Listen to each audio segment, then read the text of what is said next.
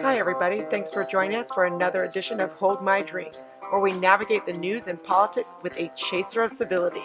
I'm your host, Jen, inviting you to grab your favorite beverage, sit back, and imagine with us how to create a new American identity together. Welcome to this week's Hold My Drink podcast and Counterweight podcast with my co-host, David Bernstein. Today we have Zander Keig with us. He's a wellness and belonging consultant. He's also a social worker of the year. Like, wow, okay. He's a Coast Guard vet too, which is really a cool, very diverse history here. And before we get started, obviously the first question is, for all these conversations, we usually have a drink. Zander, what did you bring with you to the table today? Well, I brought there you go, a 2016 Argentinian Malbec that I received yesterday, shipped from Argentina. So, well, yes. Okay, fancy pants, yeah. Yes. Wow. I think David has a glass of wine too because it is Passover and he cannot have grains. It is Passover. The only other drink I could have had, and I don't happen to have it, is potato vodka for Passover. So this is my Passover drink. Oh, okay. Well, I would fail in Passover because I've got one of those like hard seltzers, which I think is like made out of grains. So it's a mango hard seltzer. We'll see. Well, salute. So salute, everyone. So as we're getting started, I wanted to share with our listeners. It's funny, we were talking offline on how to introduce Zander. He's just got so many accolades that are so awesome. And I said, do you want me to introduce you as a trans man? And he said, no, I'm not sure. Let's wait on that. But we obviously opted to say that up front. But I would love, Zander, tell us about your feelings on that and how you introduce yourself and how you present to the world. Sure. No, thank you for that. So when I go into, doing the trainings that I do, whether they're in person or virtual, the reason I don't say certain points about my identity up front, like the fact that I'm first generation American with a Mexican heritage, that I'm a trans man, that I'm a disabled veteran, right, is because people form opinions and assumptions about the people that they see in front of them. And so we all do it. All of us do it. It's just the way our brain functions. And so what I'll do is somewhere along the course of the way, I'll introduce myself. I'll start putting those pieces about me into what I'm saying, because then I can see the looks in people's eyes of utter confusion or just cognitive dissonance about what, right? Because they have formulated something in their mind that is not computing with what I've just told them.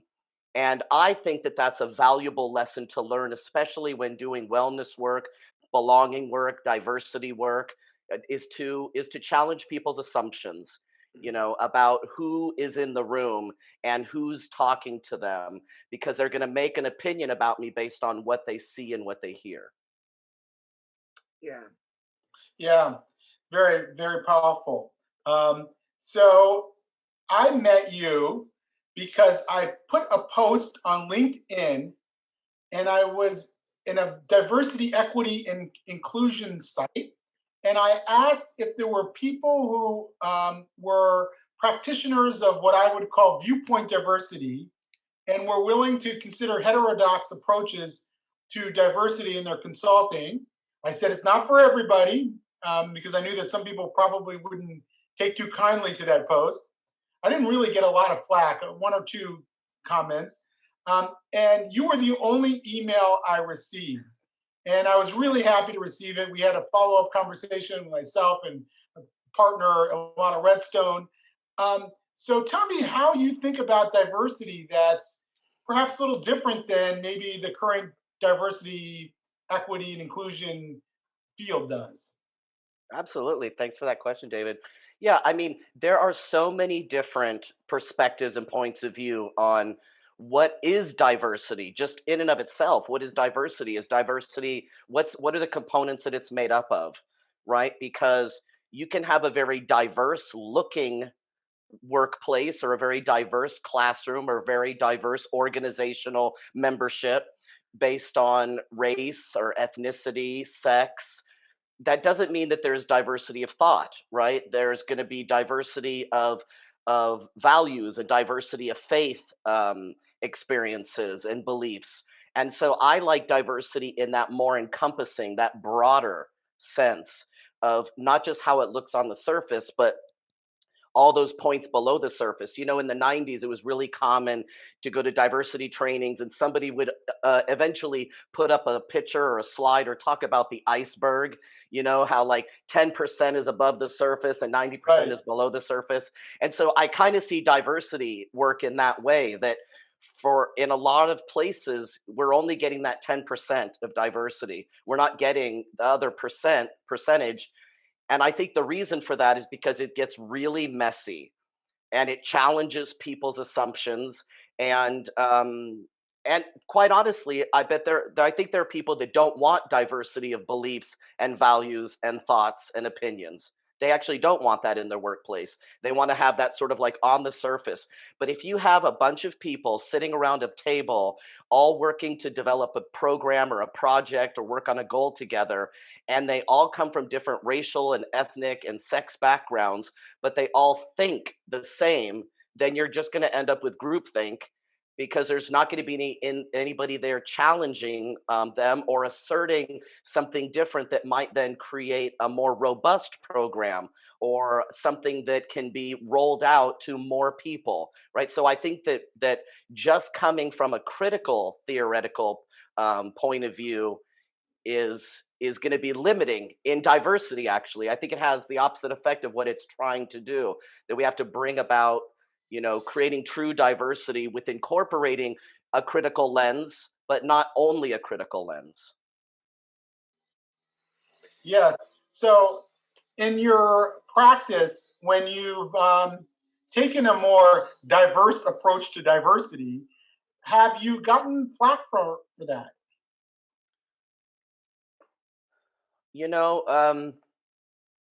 Not at my trainings. So at my trainings, the feedback is almost exclusively positive and very positive.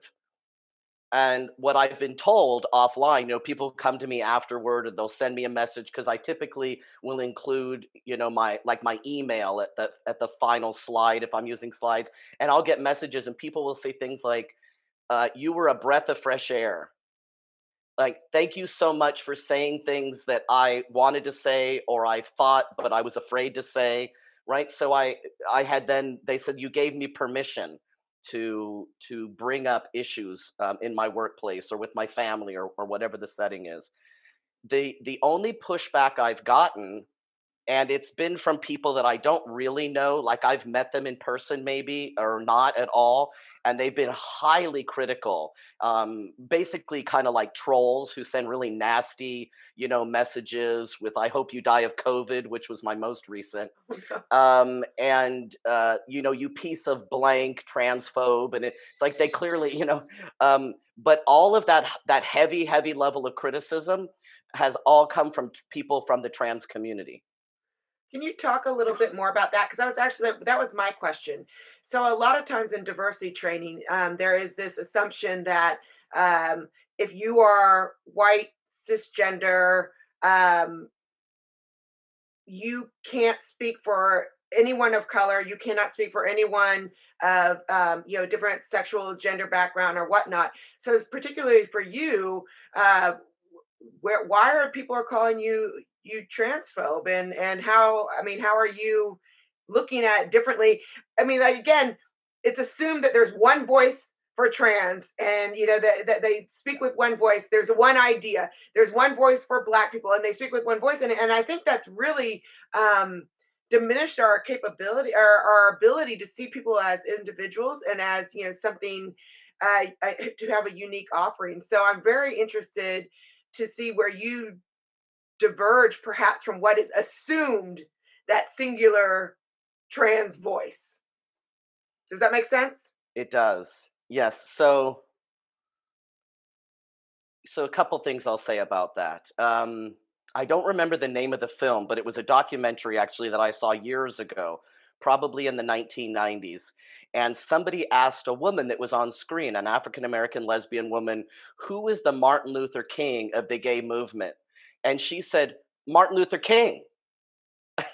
Right? Like Martin Luther King had, had befriended Bayard Rustin, who was a black gay man who helped organize the March on Washington, right? And so, one, I just want to say, there's no such thing as like a monolith or a meta narrative or a one voice for the trans community. We're all very, very different, right? We're very much individual, but when we're working towards change in society, what can tend to happen is we can get more in a collectivist mindset, because what we're trying to do is advocate and advance for a group of people, Right. but we're made up of individuals that have very, very different life experiences, come from very different socioeconomic backgrounds and different immigration statuses and different religious backgrounds. And so, and some of us had, much more troubled childhoods than others as far as like adverse childhood experiences go. So it wouldn't be accurate to say this is the transgender experience and it would encapsulate all of our experiences. But I understand the motivation behind being incorporative with any kind of movement of the lived experience. Like, the lived experience is valid. And it's also helpful to have people who have specific skill sets, maybe in facilitation, in psychology, in education, in communication, right? All these different skill sets that know how to actually organize groups, run groups, right? So I think we need a balance. We need lived experience, and then we also need professionals. And it just so happens that periodically, right, there are going to be people. There's a lot of us. Somebody like me, I have a lived experience, and I'm a professional with a specific skill set and subject matter knowledge or expertise. And so people will bring me in because I'm going to take that, maybe you'd call it like middle of the road path, right? I'm going to sort of, go Buddha on people and go the middle way, right? The middle path, and talk about, like, here's what some people will say and here's what other people will say, and this is what I say, to give them more than one perspective. And I could give you one example that's really concrete if you're interested. Yeah, absolutely. Please. I'm just laughing though because Buddhism has been a theme with David and I. We talked about Taoism, or not Buddhism, but Asian philosophy. We talked about Taoism before. So now I love how we're bringing Buddhism in as the middle way to like the craziness in the world. So yes, but go on with your Oh, right, with your example. because Buddhism was created out of going from the Brahmin Hindu class to witnessing the Jains, who were completely, existing on like 1 grain of rice every day or something, right? So that it literally is his journey towards the middle path between those two extremes. But just a little side note, in 2007, I started a blog, which I only did like 4 posts and then never picked up, but it's called the Tao of Transition, where I do use Taoist principles to talk about my transition. So it's still up because it was, awesome. On one of those like free blog sites. So Tao of Transition.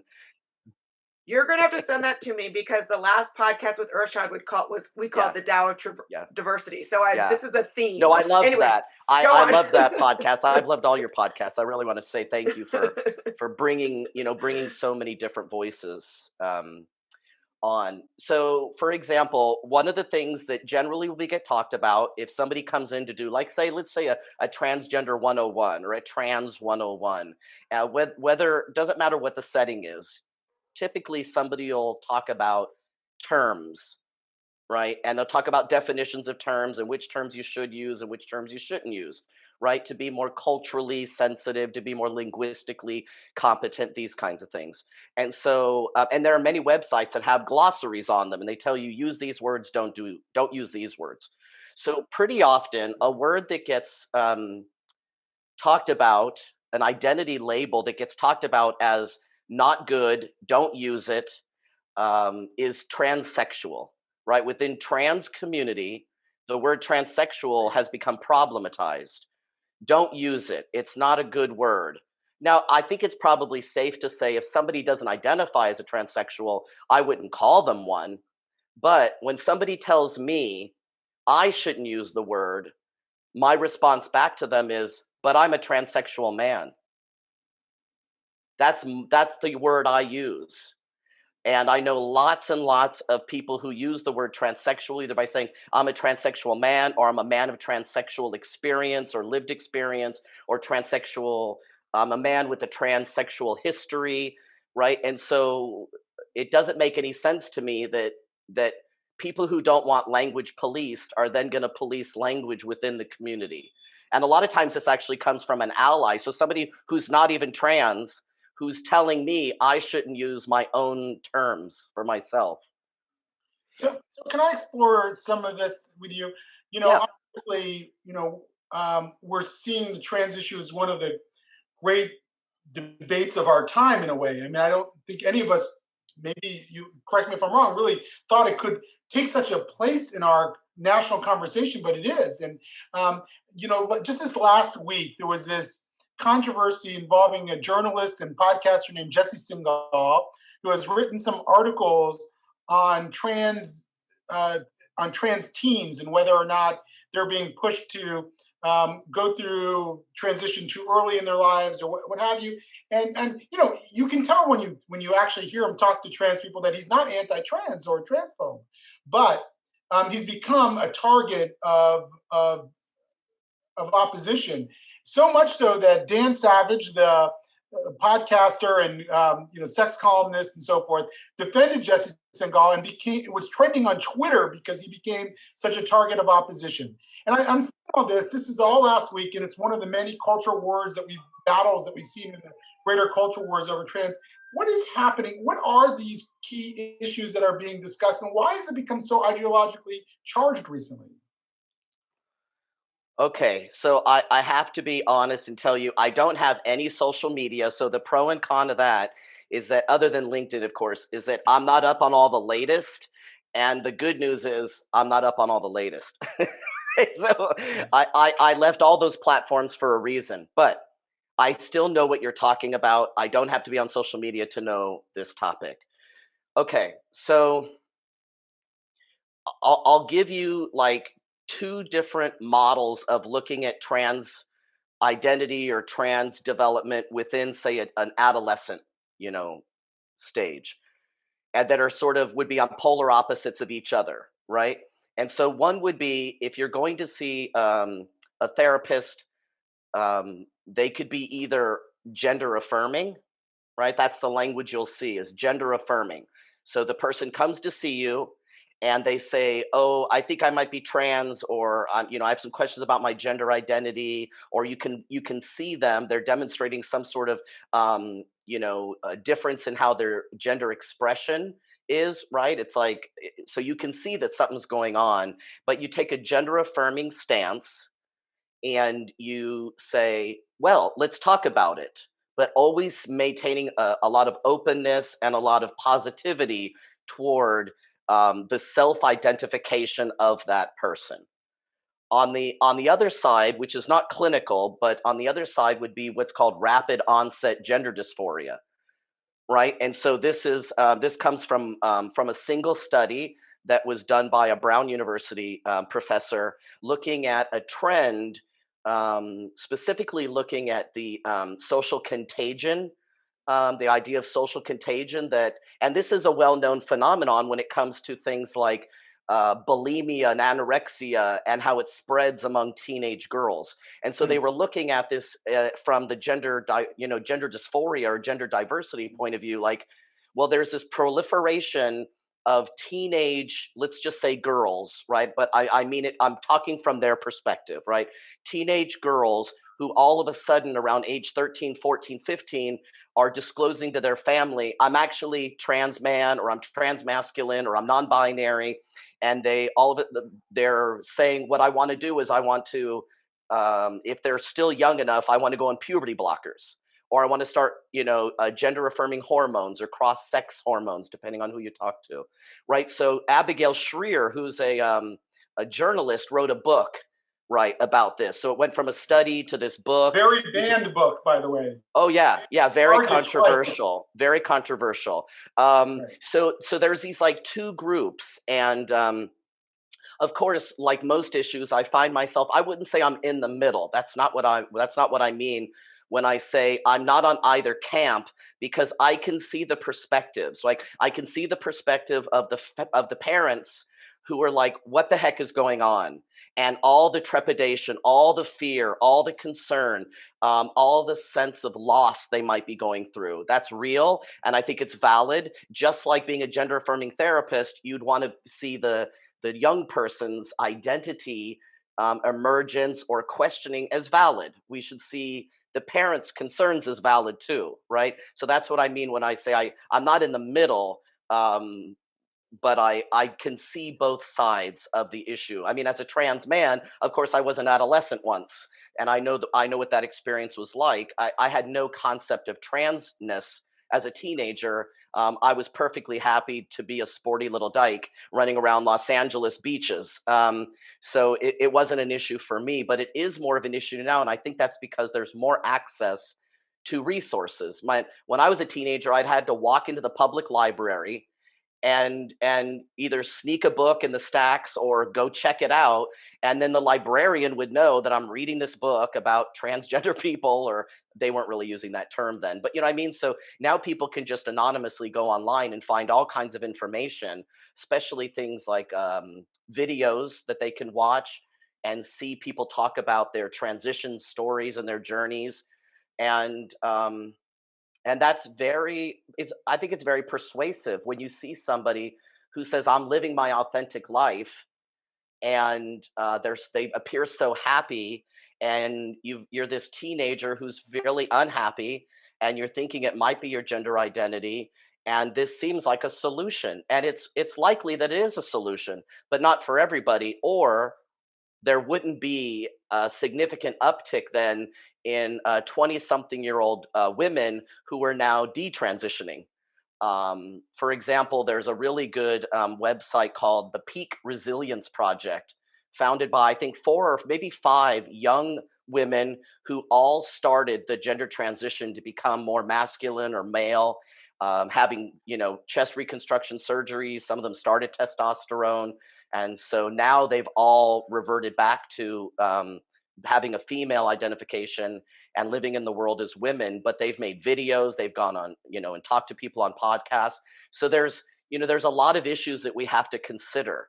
And I don't think silencing any of those issues is really what's going to work to move our community forward, right, as an advocacy tool. But it's also not going to, at a societal level. I think we should look at all of these, right? We should turn heterodox on all of these different issues and kind of look at them, unfold them, unpack them, whatever language you want to use, bring people together to talk about them, because it's likely that there's some shared values, and there's some shared concerns, and there's some shared possibilities for building something that might be more incorporative of a lot of different points of view and experiences.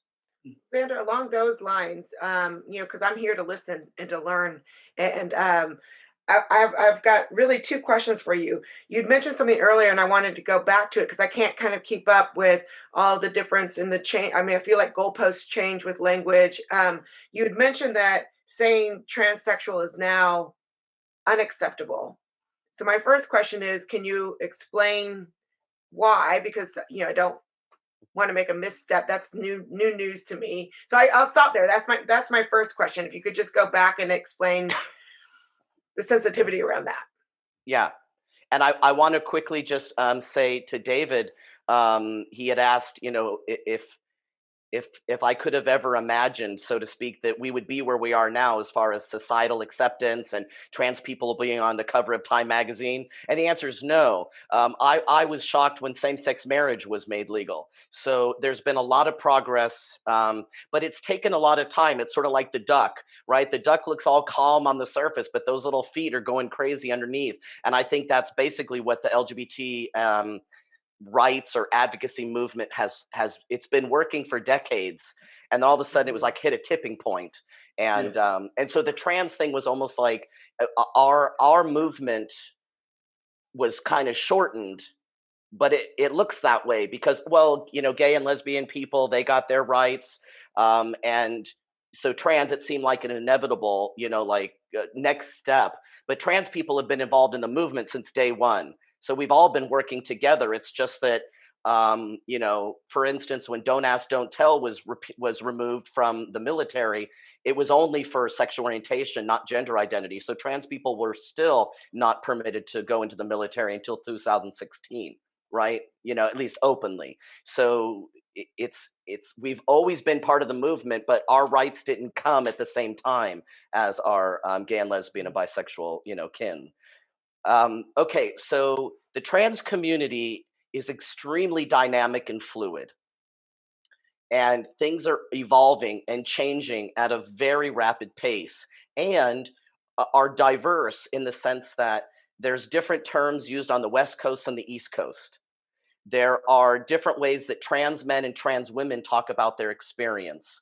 There's difference between the generations. There's as far as like access to resources and family acceptance, and right. So there's a lot of differences, and so it's going to be the same with the terms that we use.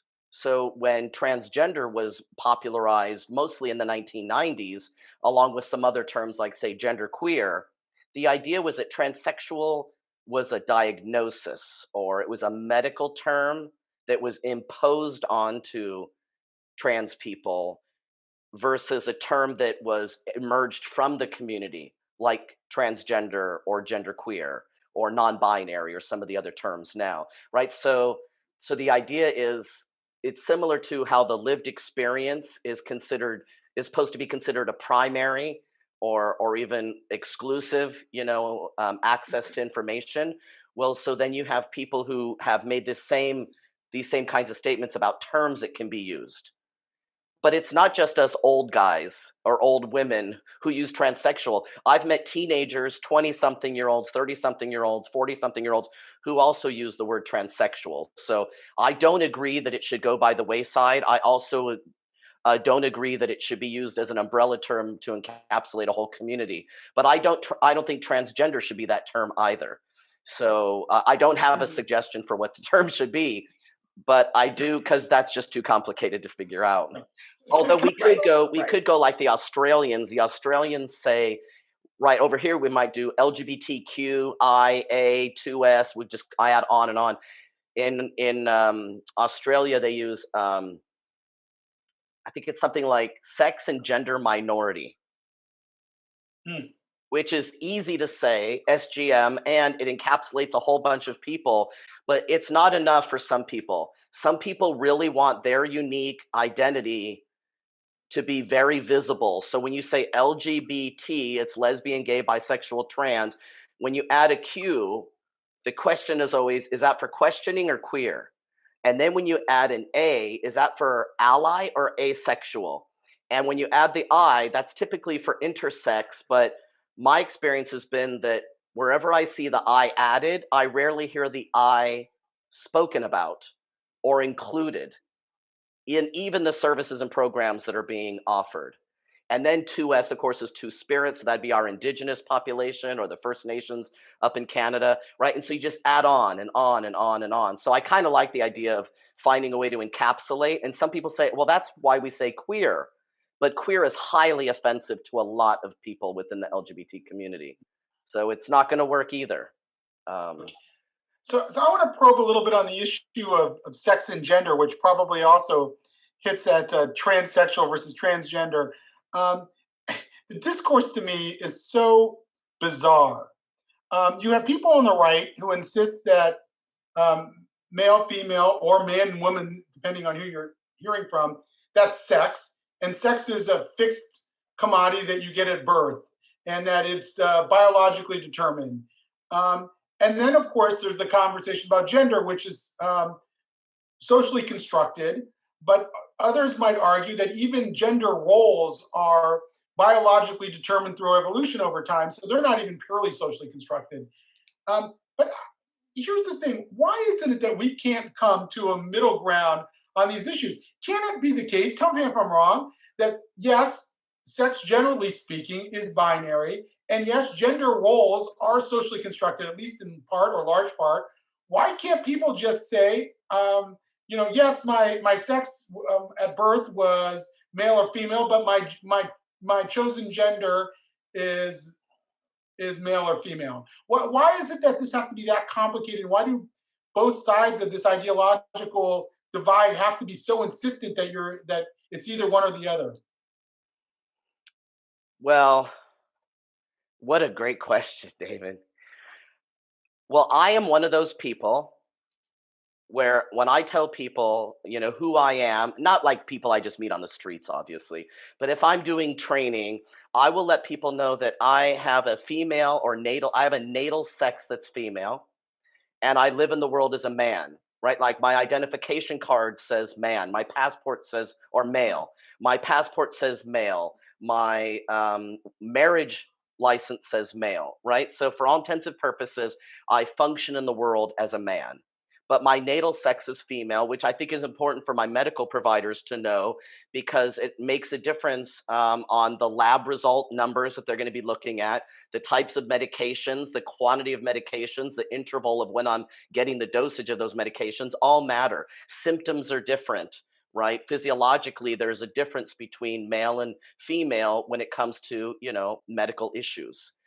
Um, when you talk about, like, let's say more on the religious conservative side, right, then you're bringing in divinity, right? You're bringing in, and God created them man and woman, right? And so you're challenging people who say there's no such thing as a binary sex system because intersex exists. It's like, yes, it does exist. It's fairly rare, so that it doesn't negate that the majority of people are either XX or XY sex chromosome, right, when they're born. Right.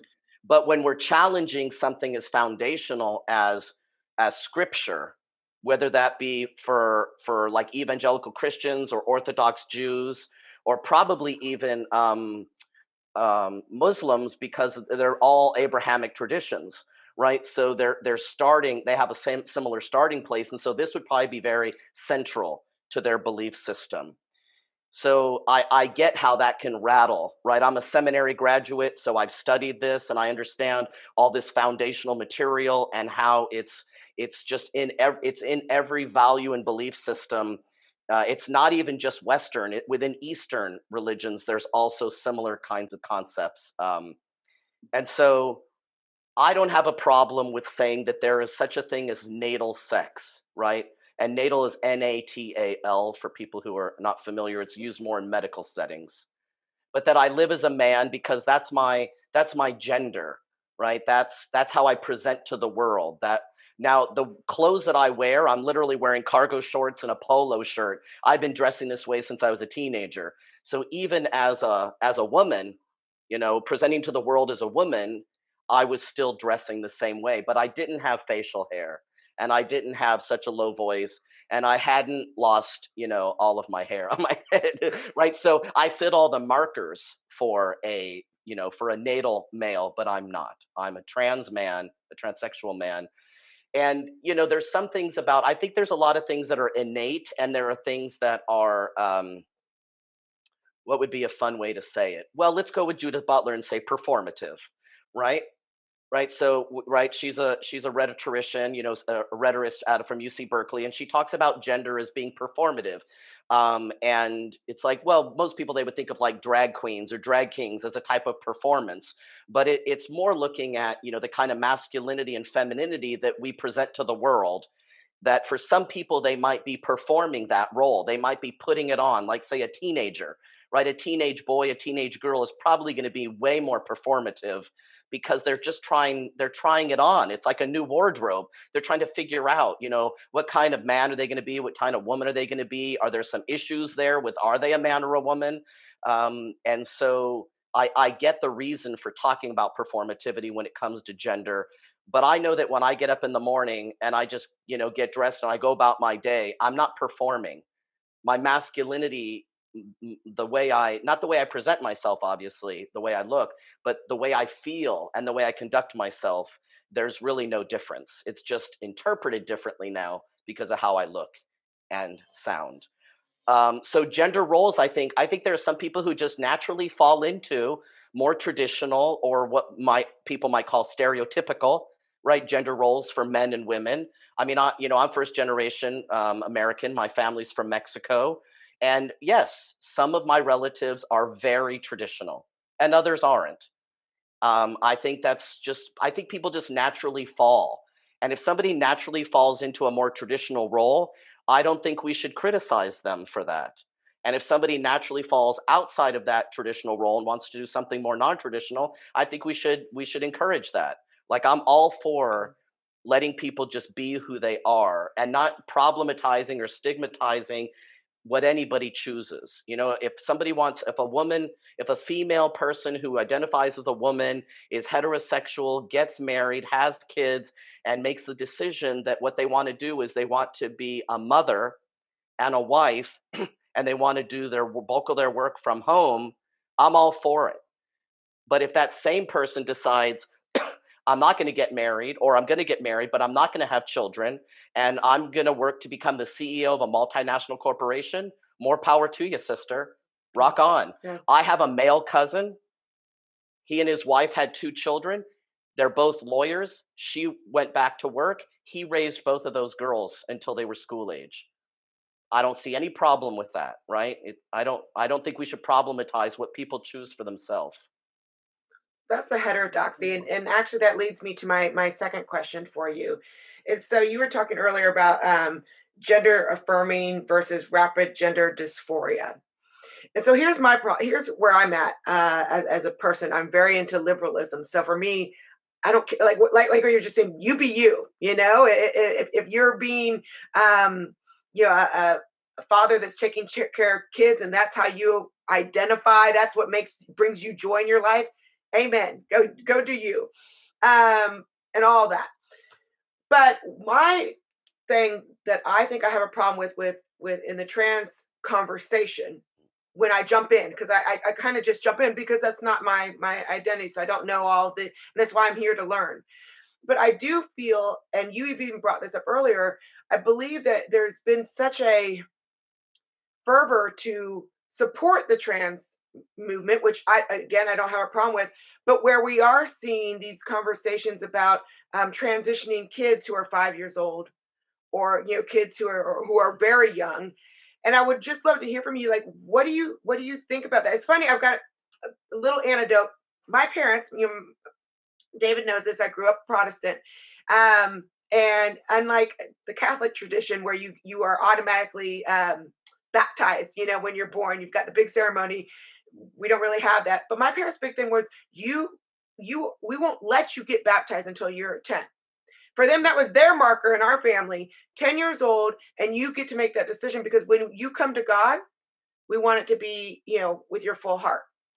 So I guess that's my lens for seeing the issue of trans kids. I feel that while there might be some that very rightly turn out to feel, to their identity truly is different than their natal birth, as you said, their natal sex, I think is the word you used. Yeah. But I feel if I were to weigh in on that conversation, and again, I'm open to dialogue, I do have a problem with the heavy-handedness of transitioning young children at very early ages. And I think studies show, as I mentioned, not often, but there are times where people who transition too young now go, oops. So what are your thoughts on that? I want to back up slightly and say, although I'm comfortable identifying my natal sex in addition to my lived, gender identity, that's not a very popular or common thing in trans community. So I want to at least let people know that you probably wouldn't get a very good response if you asked a trans person what their natal sex was. Right. That might not go over well for you. Okay. Just to let you know, not all of us, not all of the members of the community, one, agree that there is such a thing as a biological sex among, mammals. I have a hard time with that because I can't see beyond the science of that.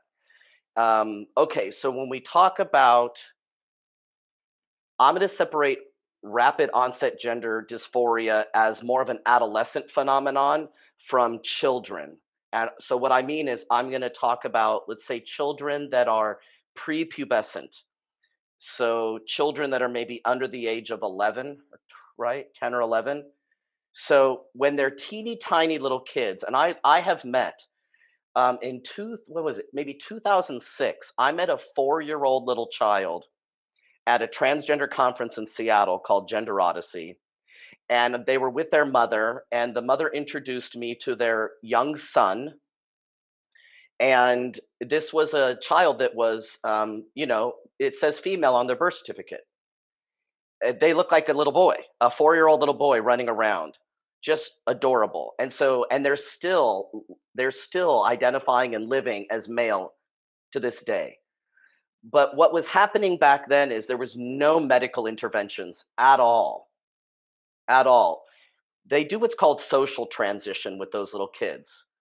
They basically say, you know, they let them wear whatever they want to wear. And they let them have a little nickname that suits them more.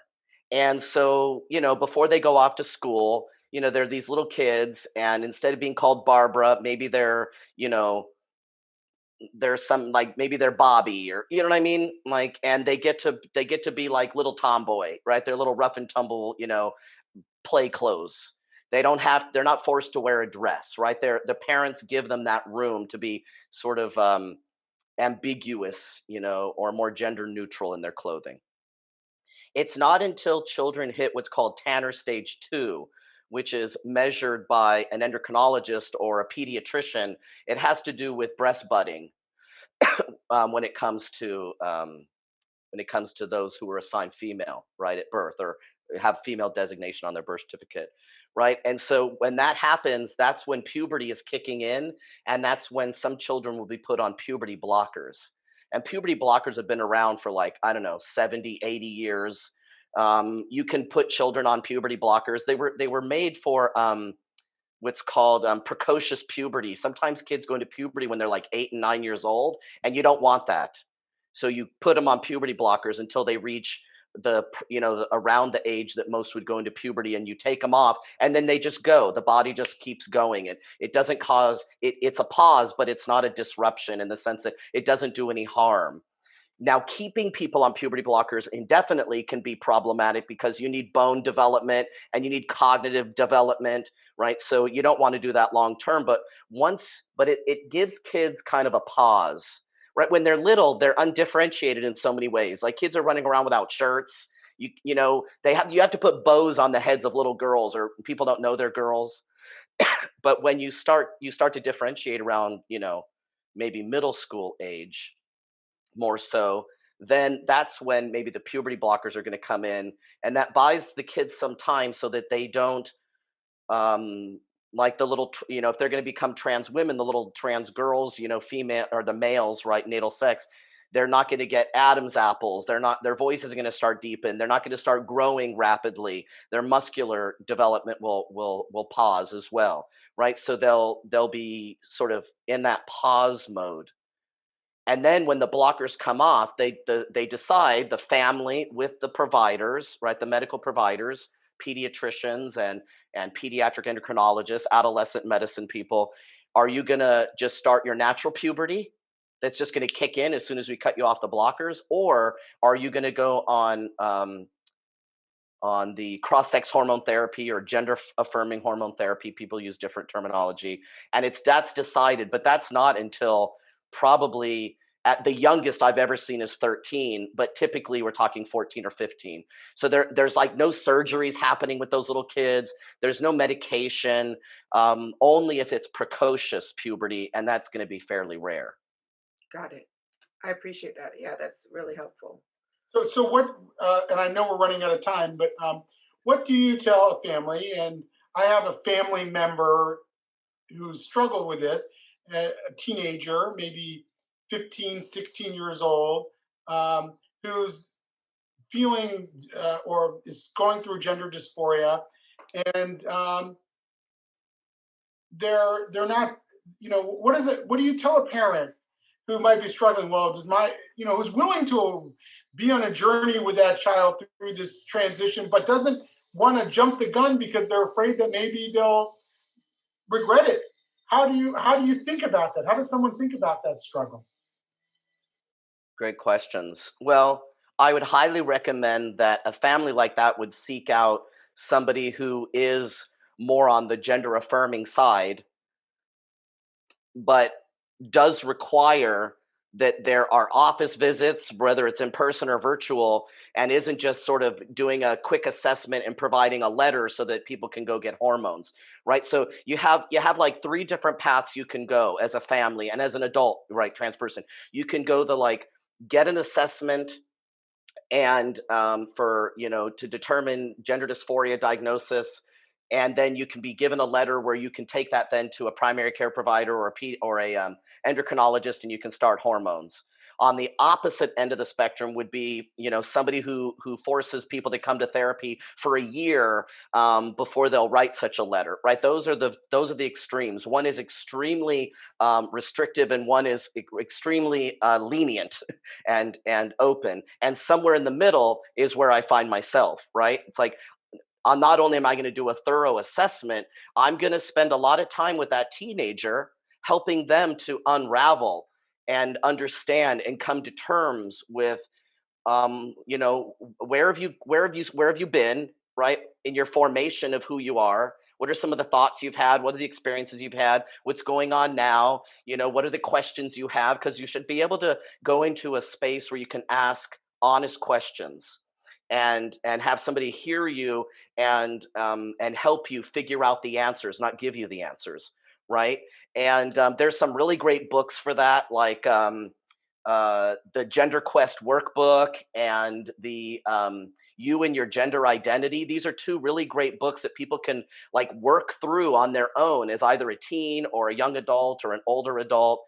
And then for parents, I'd say, as a clinician, I am not opposed to affirming that parents go through what would be called an ambiguous loss process, right? It's not as if their child has died, but there is a sense in which they're losing their dreams of that child's life, of their role in that child's life, perhaps, or of like there's a lot of things. I'm not going to go into too much detail, but ambiguous loss, I think, applies here. And unfortunately, there are too many people within either the trans community or within the clinical community that deny parents the right to grieve and express that loss. And I think we should be open to that.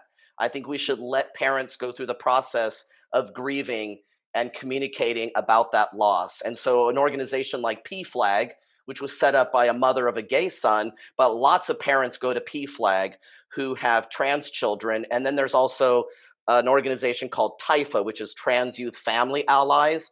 And they're primarily virtual, they're nationwide, and they were also started by parents who have trans kids that are school age. And so PFLAG and TIFA are really great resources for parents in particular, because I think they should have the space. They shouldn't be talking to their kids about their grief and their loss necessarily. And the kids should also then be talking with a therapist to talk about how to navigate and how to deal with the fact that not everybody is going to go at their pace, So, right? Xander, I've got a final question for you, going back to not just the trans movement, but also viewpoint diversity, which was what we've been talking about at the very beginning. You had mentioned earlier that in some spaces people call you a transphobe. Could you elaborate there and tell us, in what places, yeah, are you hit with those pejoratives and why? And where, as terms of, because we're big supporters of viewpoint diversity, where are you kind of going outside of the narrative that would, you know, entail you being called a transphobe? So three different things that have caused people to really go after me. One is that I refer to myself as a trans man with a female natal sex. That's just very controversial. So people don't like it. The other is that I'm a centrist, and a centrist nowadays means conservative, right? Because you have to either be completely far left on the progressive side of things, or you're a conservative. I don't agree with that, obviously. I think most people are centrists who lean left or right, or maybe are square in that central place. But that's controversial, and people don't like it.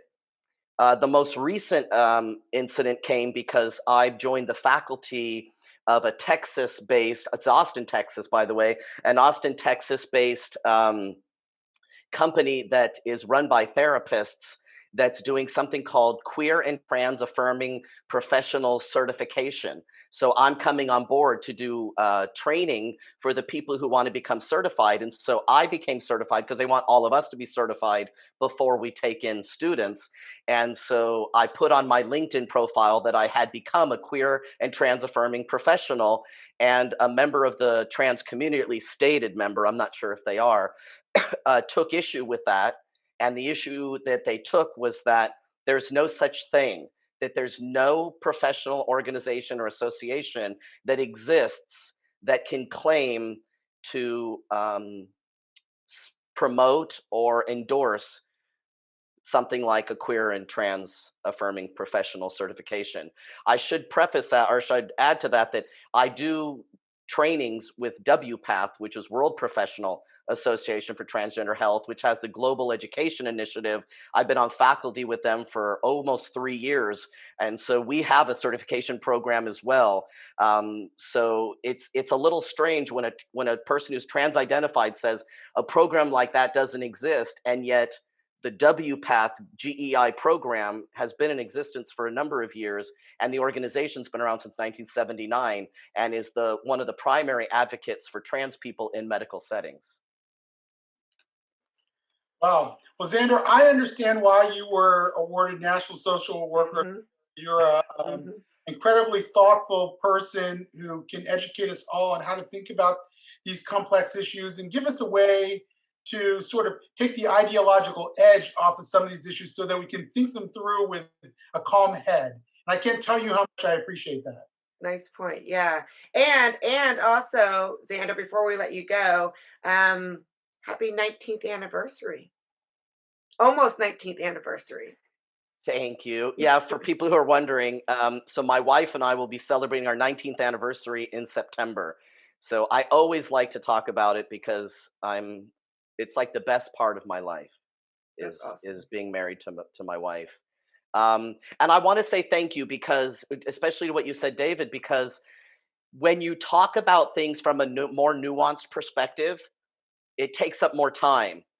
And so to try and fit in answers to questions in a format that's like, 30 minutes, 60 minutes, it can get a little crowded, because I'm not going to give you sound bites, right? I'm not going to give you bumper stickers. I'm going to give you well thought out, my perspective, my point of view, my lived experience.